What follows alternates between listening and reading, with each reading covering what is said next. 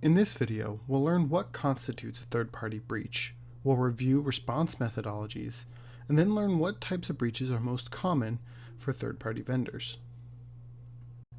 Supply chain attacks, also known as value chain attacks or third-party attacks, are attacks that originated from one of your third parties that has access to your system, which includes data management companies, law firms, email providers, web hosting companies, subsidiaries, vendors, subcontractors, any external software or hardware used in your system, even the JavaScripts added to your website to collect analytics, and the list goes on.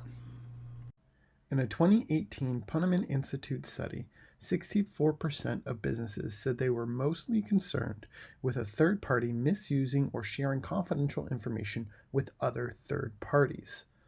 Of those that they surveyed, 41% actually encountered that issue. So while it was the number one concern across all the companies, it was number two in events that actually happened.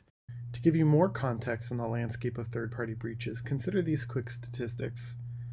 $21 million is the average annual spending on vetting the third-party companies. However, 64% say the processes used are only somewhat or not effective at all. 40% of organizations use manual procedures like spreadsheets, and 51% employ risk scanning tools to vet their third parties. However, 34% said the results of these tools were only somewhat valuable, while 20% said the results don't provide any insights. Third parties are spending 15,000 hours a year on completing assessments at an average cost of $1.9 million annually. However, 55% of these assessments only somewhat or do not accurately reflect their security posture. Only 8% of assessments resulted in action, such as disqualification of a vendor or a requirement to remediate the security gaps. However, if assessments revealed gaps, only 26% of respondents say their organizations terminated the relationship. To get a better idea of what these breaches look like, I'll refer to a Norm Shield study. The top 3 uses by a third party were cloud-based storage, service or hosting providers, online payment, credit card processing, or point-of-sale systems, or JavaScript on websites used for web analytics, visitor tracking, etc. While 2018 and 2019 brought record-breaking third-party breaches, 2020 is already off to a scary start.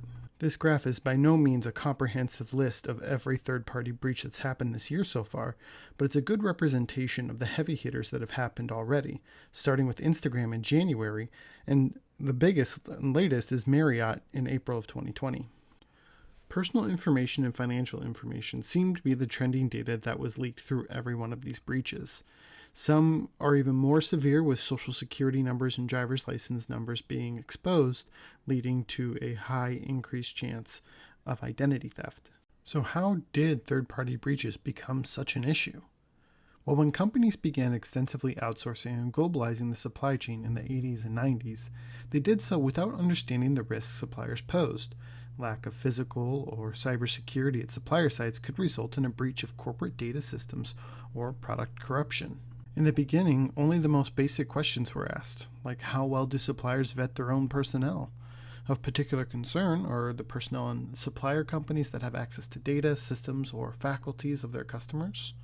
They ask how well do the vendors vet their service providers?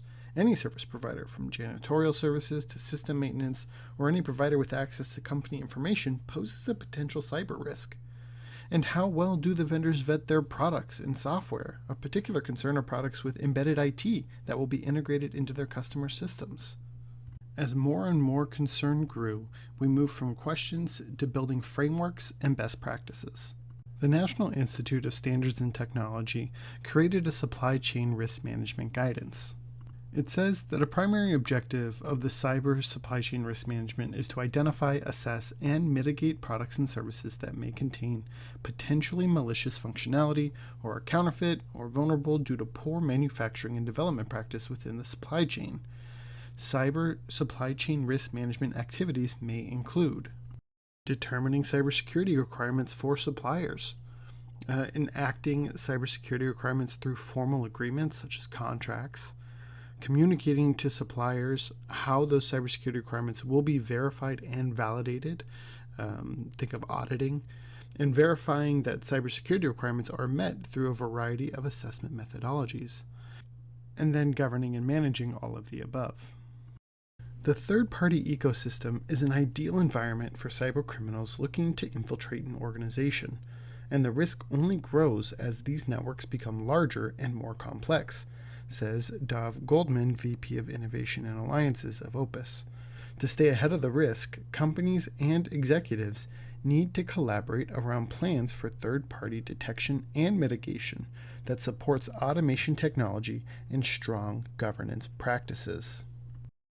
In 2018, companies and executives did collaborate to come up with a list of best practices on how to altogether avoid a third-party breach. The first was an evaluation of the security and privacy practices of all third parties. There's a need to conduct regular audit and assessments to evaluate security and privacy practice of third parties. The second is an inventory of all third parties with whom you share information. We need to track all third parties that have access to sensitive data and how many of these parties are sharing that data with others. The third is a frequent review of third-party management policies and programs. Implement formal processes to regularly evaluate security and privacy practices of third-party and nth parties, particularly to address new technologies and innovations like the Internet of Things devices.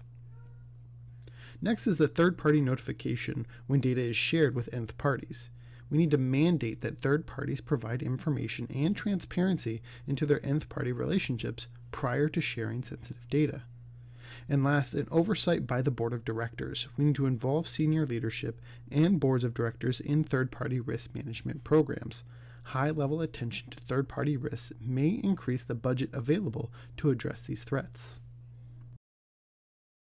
In this video, we'll be learning about the impact third-party breaches can have on individuals and businesses. Third-party breaches remain a dominant security challenge for organizations, with over 63% of breaches linked to a third party.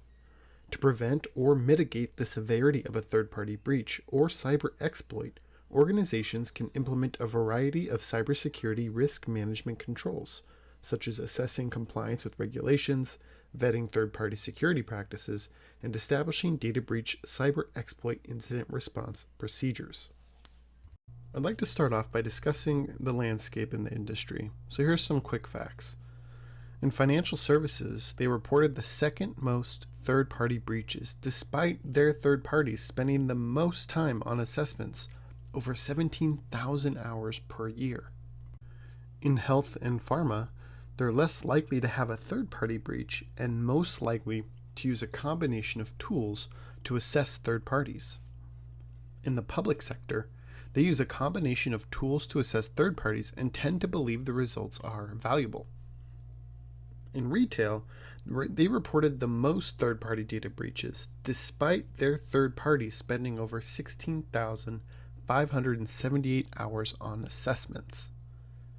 And then in tech and software, they are the most likely to have multiple third-party data breaches, and over 41% still use manual procedures to assess third parties. In the same study, they determined that third-party breaches remain an expensive problem.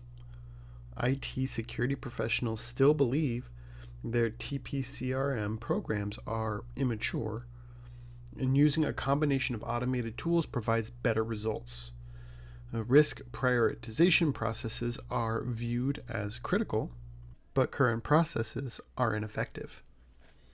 If third-party security gaps are discovered, organizations are not proactive in mitigating these risks.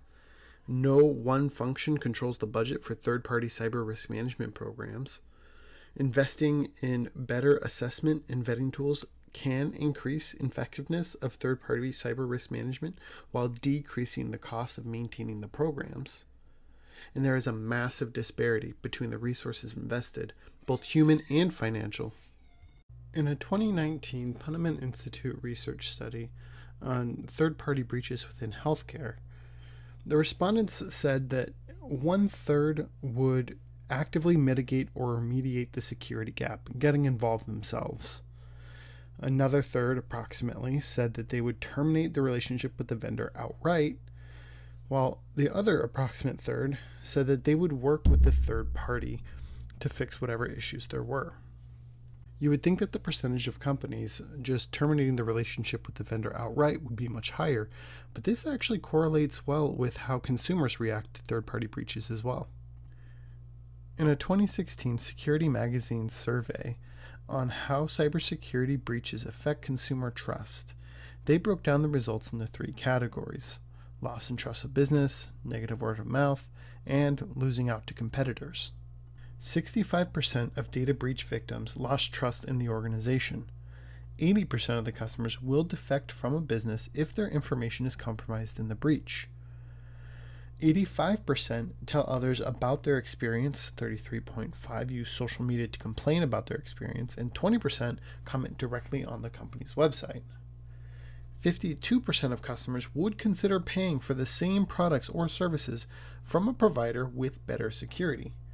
And 52% of customers said that security is an important or main consideration when purchasing products or services. Additionally, the survey findings also highlight the potential long-term financial impact of data breaches on major brands, with 59% of consumers warning they would take legal action against the company if the data breach resulted in their personal data being used for criminal purposes. 72% of consumers also reported they will now share fewer personal details with companies, which could hit the revenues for organizations, from social media platforms to search engines, that rely on collecting detailed consumer data for advertisers. And while 65% of data breach victims said they lost trust in an organization, in the Target breach, which was one of the most largest significant breaches of our time, 40% of its customers said that it didn't matter to them. Now that we've learned about third-party breaches and the impacts they can have, let's take a look at a real-life example in the next video. We'll see you there. In this video, you will understand the timeline events of the Quest Diagnostics breach, learn about what actions were taken by the threat actors, and learn what the impacts are from a third-party attack. First, let's explore the summary of the attack. Quest Diagnostics is one of the largest providers of clinical laboratory testing services in the United States. The sensitive data of 11.9 million patients was accessed, ranging from credit card numbers to bank account information, and even Social Security numbers. The timeline for this breach is as follows. Unlike many of these incidents, Quest's discovery of the third-party data breach appears to have been internal. An unauthorized user gained access to Quest's Diagnostics sensitive data via a billing collections vendor named American Medical Collection Agency, or AMCA for short. The hacker had access to the information for roughly 7 months, from August 2018 to March 2019. AMCA discovered the breach on May 14 and reported it to Quest. The first the public heard of the breach was when Quest disclosed it as part of an early June filing with the Securities and Exchange Commission. The main vulnerabilities revolve around the data that Quest Diagnostics and its third parties have access to. PII, which is personally identifiable information, is any data that can be used to identify a specific individual. Social Security numbers, mailing or email address, and phone numbers have most commonly been considered PII, but technology has expanded the scope. They also have access to medical data and financial data, including credit card data. If we look at some of the explicit vulnerabilities around the third-party provider, the first one is a lack of auditing of that party. An unknown party gained illicit access to the AMCA website and executed a man-in-the-middle attack focused on payment pages. The attackers logged payment and personal information entered by the visitors. Quest states that their internal medical records, such as laboratory test results, were not accessed during the third-party data breach, but the attackers had access to any medical information that might have been entered on the AMCA site. Quest has since ceased to send collection requests to AMCA, and AMCA has removed their web payments page and has contracted an outside security firm for an audit. AMCA stated that they do not yet know exactly how the unauthorized user gained access. Quest also had a responsibility of reporting a breach involving medical data. According to the U.S. Department of Health and Human Services, following a breach of unsecured protected health information, covered entities must provide notification of the breach to affected individuals, the secretary, and in certain circumstances to the media. In addition, business associates must notify covered entities if a breach occurs at or by the business associate. What was the cost of this breach? This appears to be quite a motherlode of data, as this breach seems to touch on all three critical components of customer data: personally identifiable information, credit card data, and health information. There are obvious risks of identity theft and account takeover, but the combination of information exposed as a result of the third-party data breach could lead to some particularly worrying phishing attacks. Medical data is a powerful tool for phishers in conjunction with the financial and personal information that this third-party data breach made available. Phishers and scammers could easily pose as the target's physician or insurance company, citing private medical details to inspire confidence. Blackmail is also a possibility if public figures were among the victims of this breach. Financial cost to Quest is not yet known.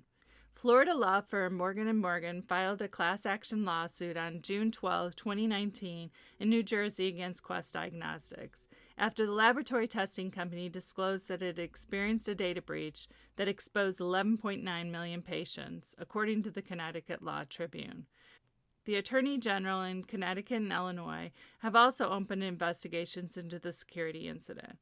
In the 36-page lawsuit, Quest Diagnostics is accused of failing to properly notify patients of the breach.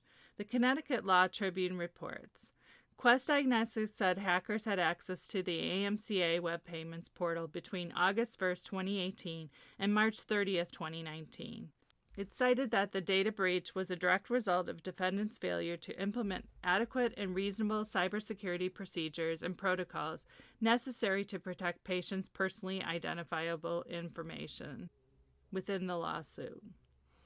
The picture is bleak for third-party provider AMCA. American Medical Collection Agency filed for Chapter 11 protection after an 8-month-long system hack breached the personal, financial, and health data of up to 20 million Quest Diagnostics, LabCorp, and BioReference patients, according to Bloomberg. Filed in the Southern District of New York, the petition explained that AMCA is seeking to liquidate its assets and liabilities worth up to $10 million due to a cascade of events. After the breach, Retrieval Masters Creditors Bureau wrote in a court filing that the company had incurred enormous expenses that were beyond the ability of the debtor to bear. The company has spent $3.8 million to mail over 7 million individual notices to individual breach victims. The bankruptcy filing also revealed that LabCorp, Quest, and 2 of its other largest clients stopped doing business with AMCA due to the breach, which fueled the bankruptcy petition. These prevention recommendations are based upon a special analysis of those organizations that have been able to avoid a third-party data breach in the past 12 months or ever. These high-performing organizations implemented governance and IT security best practices that were strongly correlated with a reduced incident of third-party data breaches. Here are some of them. Evaluation of the security and privacy practices of all third parties. They conduct regular audit and assessments to evaluate security and privacy practices of third parties. An inventory of all third parties with whom you share information. You must track all third parties that have access to sensitive data and how many of these parties are sharing this data with others. Frequent review of third-party management policy and programs. With this, we must implement formal processes to regularly evaluate security and privacy practices of third and nth parties, particularly to address new technologies and innovations like Internet of Things devices. Third-party notification when data is shared with nth parties. We must mandate that the third parties provide information and transparency into their nth party relationships prior to sharing sensitive data. And oversight by the Board of Directors. Involve the senior leadership and Board of Directors in third-party risk management programs. High-level attention to third-party risk may increase the budget available to address these threats. Next, Adam will provide a video of the overview of ransomware. I will be back a little later to give you a case study on ransomware with the city of Atlanta. Thanks for listening to this video. In this video, we'll learn what ransomware is, the various methods ransomware uses to hold your data hostage.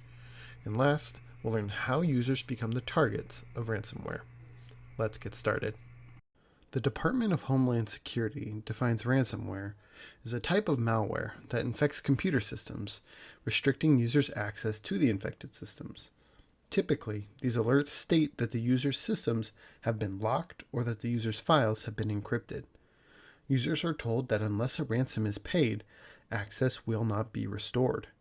The ransom demanded from individuals varies greatly, but is frequently $200 to $400 and must be paid in a virtual currency, such as Bitcoin. Ransomware usually falls into one of three different types of categories: crypto, locker, and leakware or doxware. Crypto ransomware is ransomware that will encrypt specific files or groups of files on your computer and refuses you access until you pay the ransom. Locker ransomware, on the other hand, will just lock you out of your entire device. You won't have access to get into your computer unless the ransom is paid. And the last is leakware doxware, where they threaten to release footage of you from your own webcam or any incriminating files that you may have on your computer. They may release those to the public or specific people unless the ransom is paid. There are many different ways a user can fall victim to ransomware, though most can be avoided with proper security education and protocols. Here are some of the broad categories that usually people will fall victim to. The first, and one of the most common, we've actually already covered in previous videos, are phishing attacks. This is where the cyber criminals will send an email trying to get the end users to divulge personal information or take action of some sort. In this case, it would be clicking on an attachment or a link that would take them to a spoofed website where they can install the ransomware. The second category, and likely most common, is the remote desktop protocol. This is where cybercriminals are able to access your device over your network, likely due to poor password policies on either your device or the network. Once they have access to your computer, they can install the ransomware themselves, and the rest is up to you. One of the more broader categories is software vulnerabilities. This ranges from keeping your native operating system up to date so that it patches any known vulnerabilities, to keeping your third-party software up to date. There's a large spoofing campaign that always targets things like Adobe Flash Player, for instance, which if you have on auto updates or you updated, you won't be tricked into clicking on a spoofed link or email which would download any ransomware. The last category is malicious links. Now, these hyperlinks can be found pretty much everywhere. They can be in the email scams that people are sending you trying to phish your information. They could be on spoofed websites trying to get you to click on them so they can download the ransomware. They could be on social media or instant messaging, or somebody could text them to you. So there's endless possibilities and opportunities for you to click on something that would download ransomware. There's not a lot you can do if it happens to you, but as they say, the best offense is a good defense. The best way to prevent being a victim of ransomware is to keep a backup of all your data. Keep your software up to date and use complex passwords for your network and computer. Use antivirus or related security software and stay vigilant in verifying any link or attachment you click on. Let's break these down, starting with backup. The number one defense against any ransomware is having a full system backup.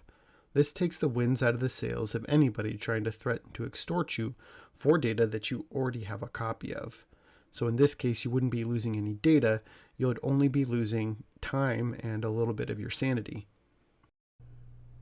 Updating all your software and using strong passwords for your computer, your applications, and your network is Cybersecurity 101. This will essentially rule you out as being low-hanging fruit, and likely you'll have to be a cause of spear phishing. Somebody will have to actually need to target you specifically for something, as opposed to just somebody who didn't protect their stuff and was easy pickings for somebody. Antivirus software There are many options out there, and having that security software scanning for malicious attachments or changes to your computer really combats phishing attempts. And last, being aware of hyperlinks. We know we talked about this a little bit, but it can't be stressed enough that sometimes it's not even the act of downloading, but rather just visiting a spoofed website that can start the download of ransomware. So if you get an email from a suspicious source, or if it looks authentic and you're not sure why you're getting it, just open up your internet browser and go to the website directly, as opposed to using the provided link.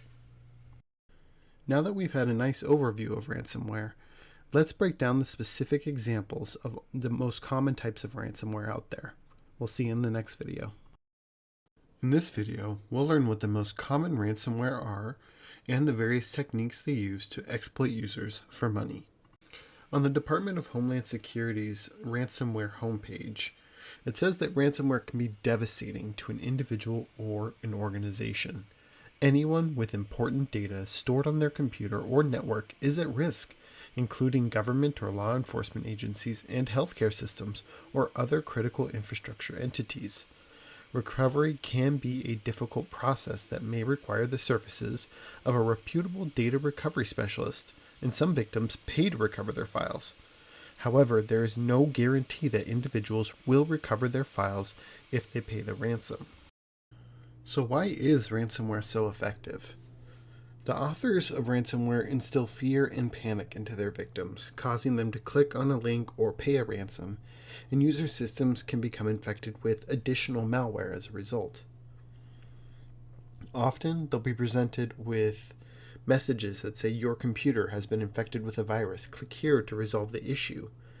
Or your computer was used to visit websites with illegal content. To unlock your computer, you must pay a $100 fine. All files on your computer have been encrypted. You must pay the ransom within 72 hours to regain access to your data. The authors of ransomware will back you into a wall and use fear tactics to try and elicit a ransom. In the previous video, we discussed the different types of ransomware, such as crypto ransomware, locker ransomware, and leakware. Now it's time to look at specific examples of ransomware. The first example is Locky. This ransomware was capable of encrypting over 160 different file types. It used phishing to target those with designer, engineering, or developer file types. Arguably the most infamous of ransomware, WannaCry spread across 150 countries in 2017. They capitalized on out-of-date software in the healthcare industry, costing $4 billion in losses worldwide.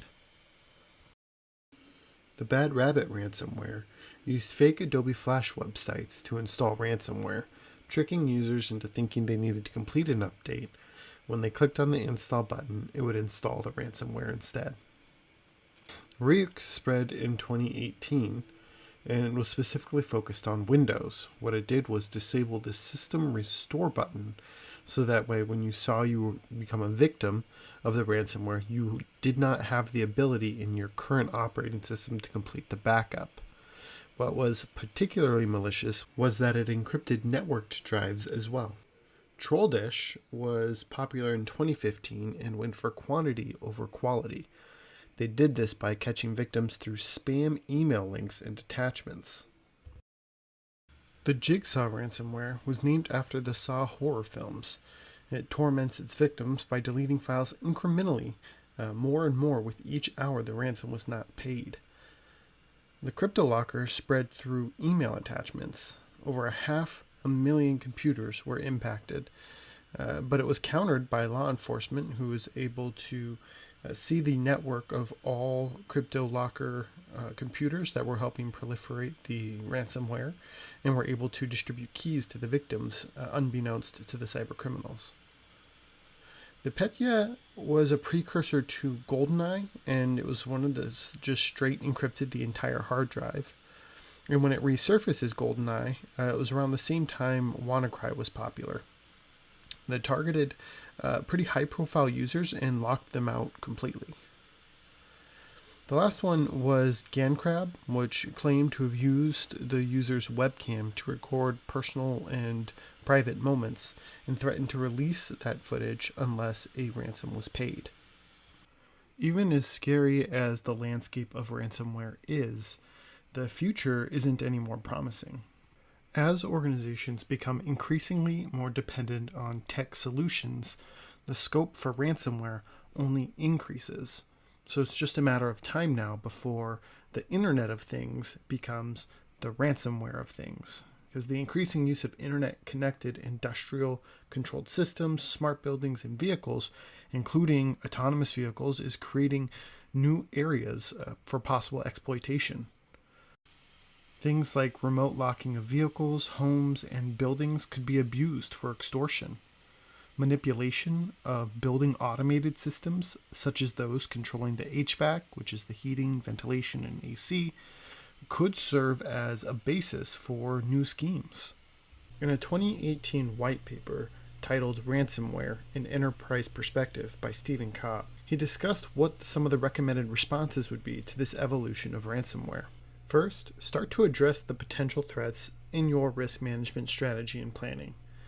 Get a handle on how ransomable assets are now, your Internet of Things devices, single or home office routers, any robots, control systems, or autonomous systems. Track the vulnerability reports related to those assets and keep up with the patching and firmware. Last, segment the Internet of Things devices and other new technologies from your production networks. That way, if one is compromised, the other has a chance. Now we're going to take a look at a real-world example of a massive ransomware attack against the city of Atlanta. We'll see you in the next video. In this video, you will learn to define the timeline of the City of Atlanta ransomware breach, learn about what actions were taken by the threat actors, and learn what the impacts are from a ransomware attack. In the early morning of March 22, 2018, the City of Atlanta suffered a widespread ransomware attack. The ransomware incident knocked out services such as warrant issuances, water requests, new inmate processing, court fee payments, and online bill pay programs across multiple city departments. The virus used to attack the city was the SamSam ransomware, which differs from other ransomware in that it does not rely on phishing, but rather utilizes a brute force attack to guess weak passwords until a match is found. It is known to target weaker IT infrastructures and servers. To unlock the city's systems and data, hackers demanded $51,000 in Bitcoin, which the city refused to pay. Now let's review the timeline of the attack. In the early morning of March 22nd, a large ransomware cyber attack dealt a widespread blow to the city of Atlanta, the state capital and home to the nation's busiest airport. The breach shuttered many devices at City Hall for about 5 days and an extensive infection. Elsewhere across the enterprise, it significantly impacted law enforcement, temporarily returning police to writing incident reports by hand and costing the department access to nearly all its archived in-vehicle video. It also affected internal and external-facing applications alike, forcing the manual processing of cases at Atlanta Municipal Court and stopping online or in-person payments of tickets, water bills, and business licenses and renewals. Out of caution, officials also disabled the Wi-Fi at Hartsfield-Jackson Atlanta International Airport until April 2nd. In May, the city restored its online water bill payment system, and the court's online bill payment option and docket boards weren't returned to service until June. Let's go ahead and review some vulnerabilities that we've seen with this attack. There was no plan in place if an attack occurred. There are many lessons learned for the city of Atlanta that we will explore later. First vulnerability is operations during the attack. Despite the breach, Atlanta's 911 system and its emergency response were unaffected, and major utilities, including water and sewer services, continued unabated. This was possible because Atlanta retained the manual processes and institutional knowledge it needed to revert to traditional methods of service provision, and had plans in place to keep doing business while the incident unfolded. As the city responded to the breach, business continuity and operational impact assessment were going on simultaneously. A lot of municipalities and private sector counterparts get so caught up in the response effort that they don't recognize that as part of that response, you should immediately begin thinking about how you're going to continue operations, according to Rhea Atkin, Atlanta's director of the Office of Emergency Preparedness. They also didn't understand the impact of the threat on all operations. Systems were being evaluated as the threat was happening. They also had some vulnerabilities around the readiness of systems. Leading up to the attack, the Atlanta government was criticized for a lack of spending on upgrading its IT infrastructure, leaving multiple vulnerabilities open to attack. In fact, a January 2018 audit found 1,500 to 2,000 vulnerabilities in the city's systems and suggested that the number of vulnerabilities had grown so large that workers grew complacent. So what was the cost of this breach? The same ransomware attack that took down the city of Atlanta's computer network in March could cost taxpayers up to $17 million, up from earlier estimates of $2.7 million. The latest cost estimate includes about $6 million in existing contracts for security services and software upgrades, and $11 million in potential costs associated with the attack, including new desktops, laptops, smartphones, and tablets. This would mark one of the U.S. costliest cyber attacks affecting a local government in 2018, despite city officials declining to pay the ransom demanded by the attackers. Restoring services after ransomware attacks is always financially and reputationally expensive because of the cost of downtime during recovery, calculated to be about $10,000 per day. The city of Pensacola in Florida, for example, was hit by a Maze ransomware attack and a ransom demand of $1 million in December of 2019. As of 2019, attacks spiked this year, with more than 70 state and local governments hit with ransomware, according to the IT security company Barracuda Networks. So let's look at some of the things that could have been prevented. When it comes to best practices to avoid a debilitating cyber attack, outright prevention should be a goal, says Verizon's Spitzer. IT officials must know their network architecture, invest in email infrastructure, and remain vigilant at all levels, scrutinizing emails and their attachments and looking for browser vulnerabilities. Multi-factor authentication is immensely valuable and segmentation is crucial, he added. Finally, state and local governments should have security zones segmented well within their own networks to hinder bad actors from moving laterally should they open one device by brute force. If you cannot get on one system, then you cannot use that system to get on another. Also, agencies are urged to have a plan to do backups, to back up data regularly and make it secure, and to be prepared to quickly take infected machines off the network should an incident or breach occur. Local governments are also more frequently opting to pay the ransomware rather than rebuild their systems after seeing Atlanta spend multi-million dollars to restore its systems rather than pay the $52,000 ransom. Let's take a look at how the city of Atlanta is moving forward. Atlanta officials highlighted the importance of protecting government data and information and bringing discipline to an agency's approach to cybersecurity. According to Rackley, the city's approach to cybersecurity rests on three pillars: governance with compliance, vulnerability management, and overall threat management. In addition to limiting the financial impact of an incident or breach, a cyber insurance policy can serve as a roadmap and help an agency develop the sustained drive it needs to further its cybersecurity goals. Part of the takeaway would be, yes, get insurance, but use that insurance in the process of getting it to take a more critical look at what you're doing as a municipality.